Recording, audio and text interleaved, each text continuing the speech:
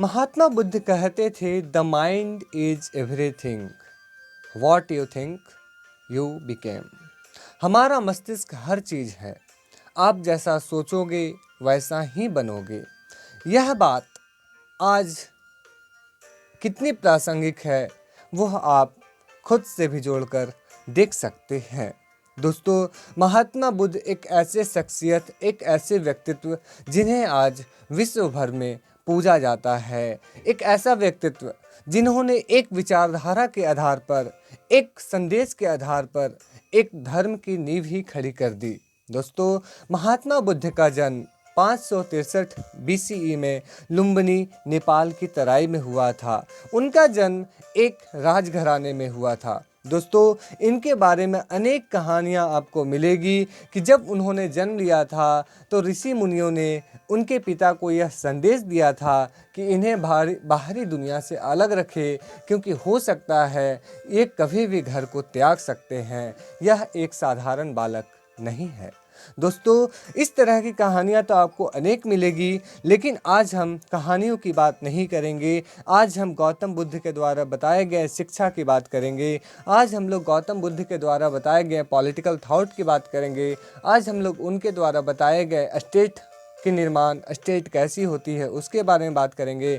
एवं सबसे महत्वपूर्ण क्या कारण थे जिनके वजह से BR अम्बेडकर, इतने बड़े व्यक्तित्व ने हमारे हिंदू धर्म को त्याग कर अपने जीवन के अंतिम दिनों में उन्होंने बौद्ध धर्म को अपना लिया, इस तथ्य को भी समझेंगे। दोस्तों, अगर हम महात्मा बुद्ध की बात करें तो यह एक साधारण व्यक्तित्व नहीं थे। इन्होंने अपने जीवन को एक संदेश बनाने में, जीवन को लोगों के प्रति समर्पित करने में पूरा लगा दिया। दोस्तों, अगर हम बात करें महात्मा बुद्ध तो वो शुरू में एक हिंदू फैमिली से ही बिलोंग करते थे। लेकिन महात्मा बुद्ध को पसंद क्या नहीं आया? उन्हें पसंद यह नहीं आया कि हमारे हिंदू धर्म में जो जन्म आधारित वर्गीकरण है, जन्म आधारित वर्गों का जो विभाजन है, जन्म आधारित जो हमारा एक विविधीकृत प्रक्रिया है, वह उन्हें रास नहीं आया।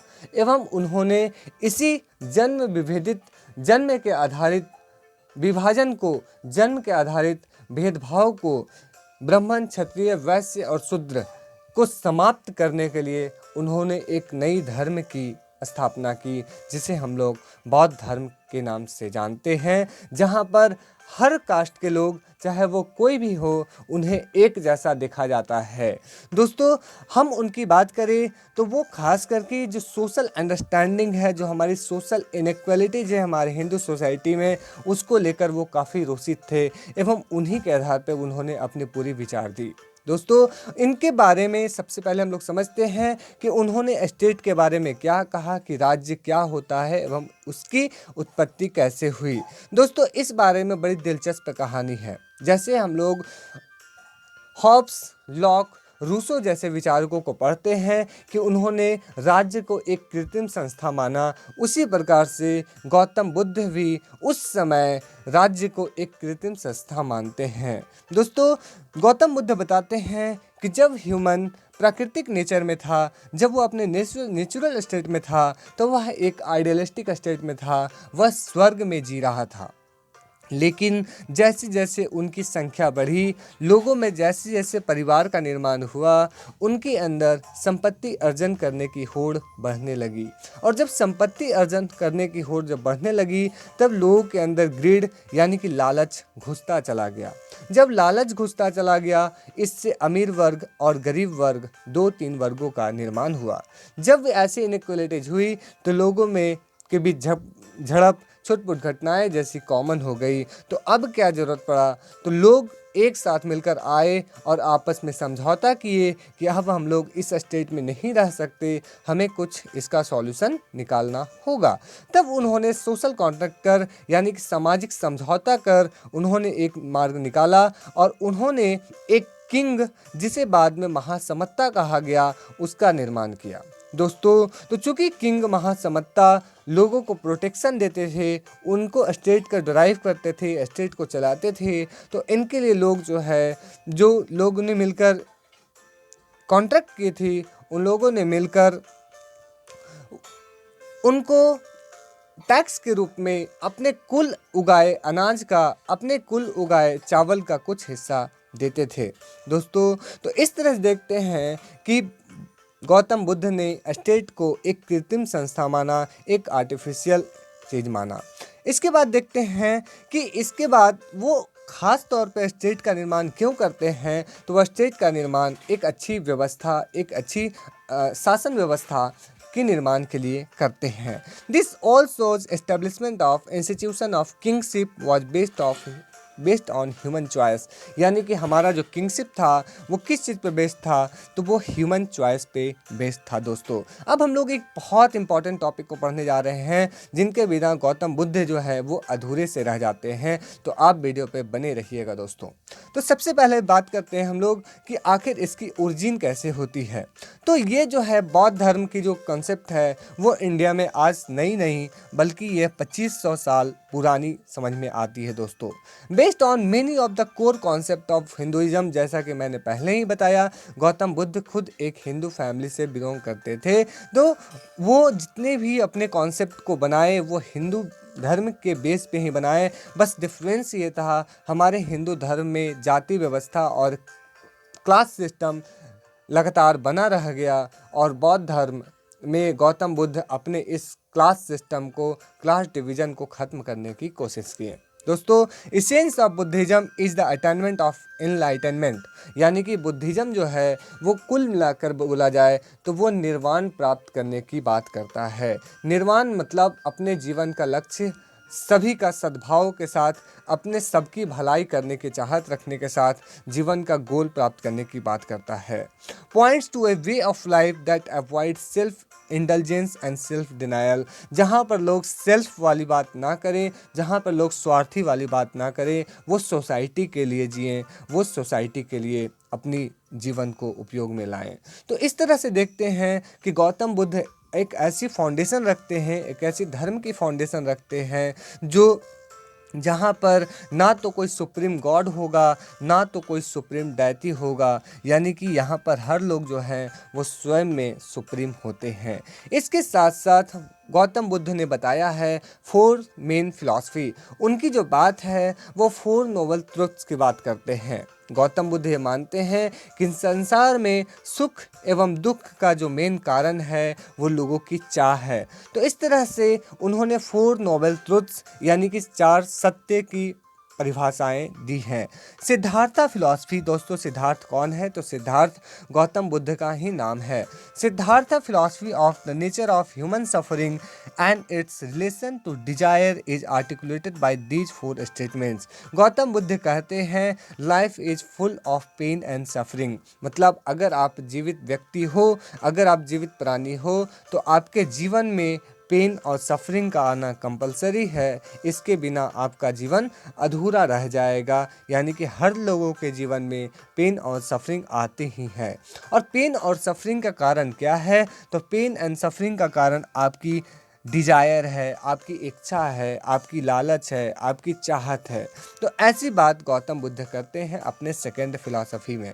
इसके बाद point third, by putting an end to desire human can attend suffering, यानी कि ह्यूमन कैन एंड सफरिंग, यानी कि अगर आपको अपने जीवन से पेन को त्यागना है, अगर आप दर्द को चाहते हैं कि वो पूरी तरह से हट जाए, तो इसका सिर्फ एक ही माध्यम है और वो है आपके अपने जीवन से डिजायर को ख़त्म करना, इच्छा चाह को ख़त्म करना, लालच को ख़त्म करना।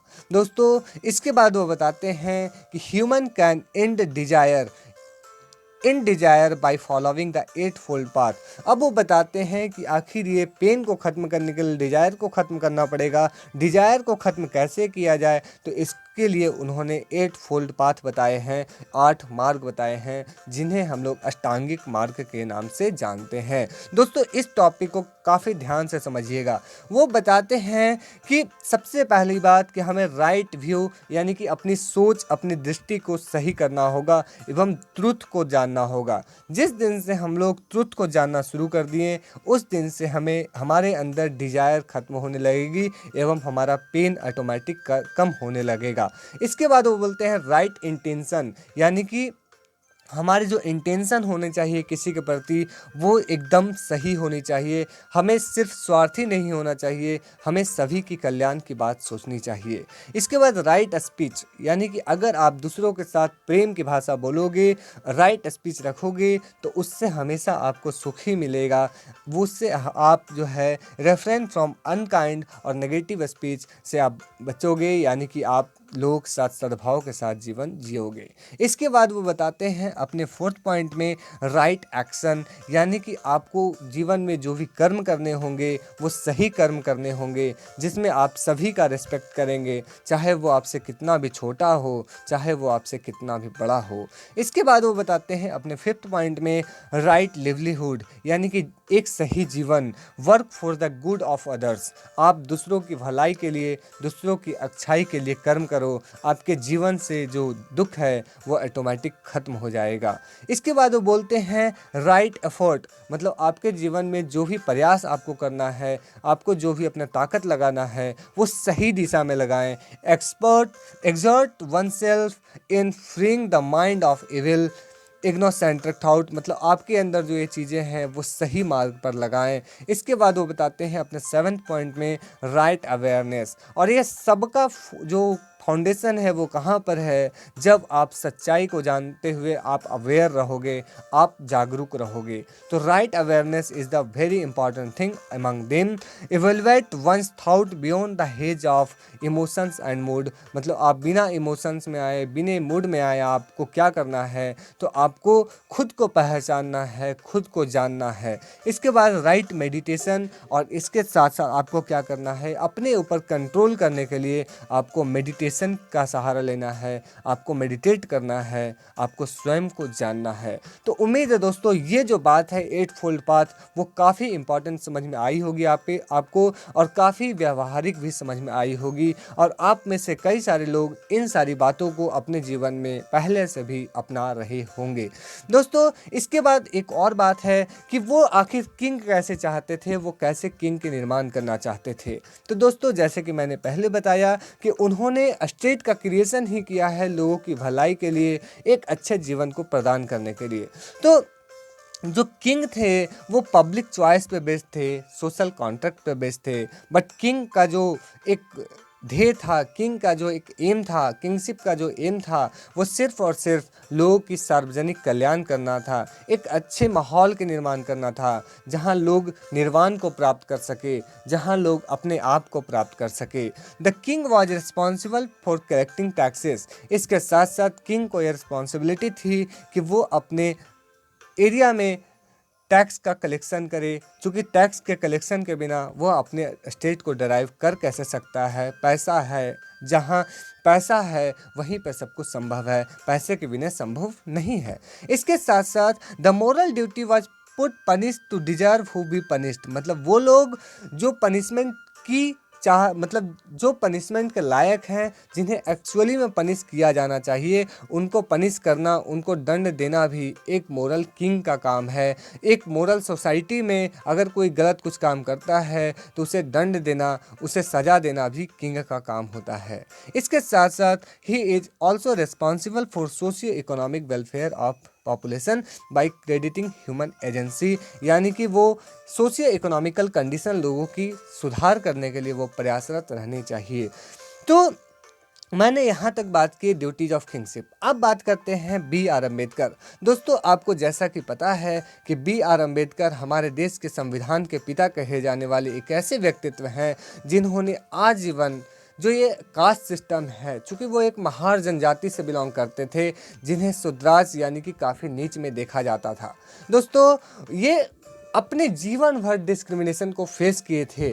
उन्होंने अपने अंतिम दिनों में लोगों को एक मैसेज देने के लिए, और वो बौद्ध धर्म की जो विश्वास है उसकी जो अपनी एक जीवन जीने के एक जरिया है, वो जो कास्ट सिस्टम को ख़त्म कर कर और सबों के लिए एक स्टेट, एक सबों के लिए एक जो स्टेज की निर्माण करता है कि वहाँ पर ब्राह्मण, क्षत्रिय, वैश्य या शूद्र सभी एक पोजीशन पे हैं। यही कारण है कि ये बातें हमारे बी आर अम्बेडकर को, भीमराव अम्बेडकर को अच्छी लगी, और उन्होंने अपने जीवन के अंतिम दिनों में बहुत सारे लोगों के साथ मिलकर और उन्होंने बौद्ध धर्म को अपना लिया था। तो दोस्तों, उम्मीद है आपको ये सारी बातें अच्छी लगी होगी, समझ में आई होगी। अगर ये सारी बातें समझ में आई तो लाइक शेयर एंड सब्सक्राइब करना ना भूलें, अपने दोस्तों के साथ अवश्य शेयर करें। फिर मिलते हैं नेक्स्ट वीडियो में, तब तक के लिए धन्यवाद। जय हिंद।